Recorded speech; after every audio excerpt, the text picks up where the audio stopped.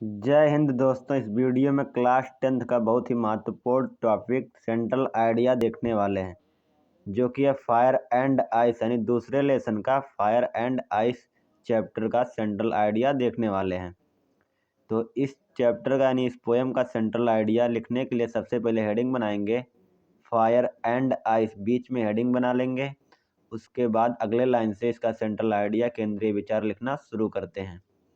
तो central idea का मतलब क्या होता है? केंद्रीय विचार।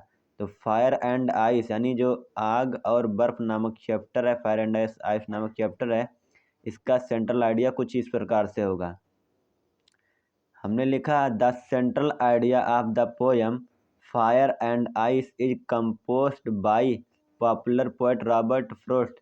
यानी कि ये जो पोएम है फायर एंड आइस, ये एक प्रसिद्ध यानी पॉपुलर पोएट रॉबर्ट फ्रॉस्ट के द्वारा कंपोज किया गया यानी लिखा गया है।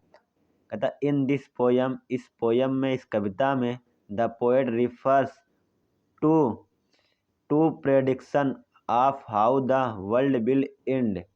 कहता है इस पोयम में जो कवि है, जो पोएट है, वो रिफर टू प्रेडिक्शन, वो दो भविष्यवाणी करता है, दो प्रेडिक्शन करता है of how the world will and, ये जो दुनिया है किस प्रकार से समाप्त होगी, दुनिया का एंड यानी दुनिया की समाप्ति कैसे होगी।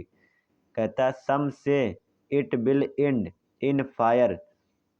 वो जो लेखक है, मतलब जो पोएट है, वो दो मत देता है। कहता है कि सम से it will and in fire, कि कुछ लोग कहते हैं कि ये जो दुनिया है वो आग से समाप्त हो जाएगी, वाइल अदर्स से it will and in ice, जबकि कुछ दूसरे लोग कहते हैं कि ये जो दुनिया है वो समाप्त होगी किससे? आइस यानी बर्फ से। आइए इसको एक बार रिवीजन कर लेते हैं जल्दी से। कहता है कि the central idea of the poem, यानी जो ये पोएम है फायर एंड आइस, इस चैप्टर को किसने लिखा है? एक प्रसिद्ध पॉपुलर पोएट रॉबर्ट फ्रॉस्ट जी ने कंपोज किया, लिखा है। कहता है इस पोएम में जो पोएट है वो रिफर करता है दो प्रेडिक्शन, यानी पोएट दो तरह की भविष्यवाणी करता है कि कुछ लोगों का कहना है, कुछ लोगों का मत है कि दुनिया आग से समाप्त होगी, और जबकि कुछ लोगों का मत है कि दुनिया बर्फ से समाप्त होगी।